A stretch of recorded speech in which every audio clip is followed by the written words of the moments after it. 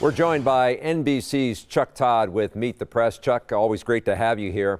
Paul Ryan winding down his 20-year career. Chuck, it was just in 2011 that Time magazine called him the Prophet in a time when he was rising within the Republican Party. Fast forward to now, and it looks like he might be leaving as a partial government shutdown and a lot of chaos and confusion. Is it fair to say in politics that it's not how you start the race or run the race, but how you finish the race? Well, and that's it. If this is the end of Paul Ryan's political career, then I think it is going to be a career that will be defined by what if X had happened instead of X, or what if Y, and what if Y had happened instead of Z. But he's also still a fairly young man. 48, he and I are basically the same age, so I don't want to think that that's a retirement age at this point. So there's always an opportunity for a second act, but I'll tell you, listening to his farewell speech, watching how this 8-year run of Republicans in control of the House, of which Paul Ryan was a major player of, it's been a failure at the end, right? It's been sort of a repudiation at the end. And I think that between the shutdown, between the fact that his wing of the party is no longer ascendant, if anything, it's Donald Trump's party, and he sort of delivered a eulogy for his side that lost. And I think the question's going to be, is there an opportunity for his wing of the Republican Party to come back?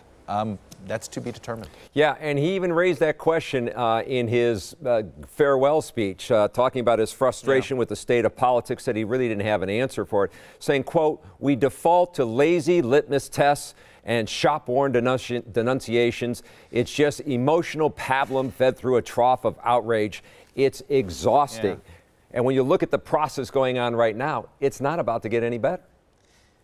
And Charles, though, think about that. He uttered that statement, I believe that was on Tuesday. By Thursday, he's at the White House, right, sort of essentially acquiescing to a temper tantrum by the president.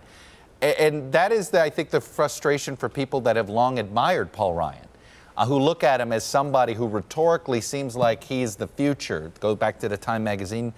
But in practice, he seems to be all bark, right? He always seems to be a bit risk averse. He is not comfortable being the only guy out there, not comfortable taking on his own party when it is unsafe to do so. And I think that is always going to be the part of the sentence when it comes to the Paul Ryan political legacy. Yeah, you and I will wait to see what the next chapter has for Paul Ryan. Always appreciate. I still think he has one more chapter, and okay. So think about where in 12 years he'll still be 11 years younger than Donald Trump is right now. Yeah. That's right. All right, Chuck Todd with NBC's Meet the Press. Thanks, Chuck. You got it, buddy. Remember, Meet the Press with Chuck Todd airs this Sunday right here on today's TMJ4. This week, guests include Senators Dick Durbin, Pat Toomey, and former HUD Secretary Julian Castro. It all gets underway at 8 a.m.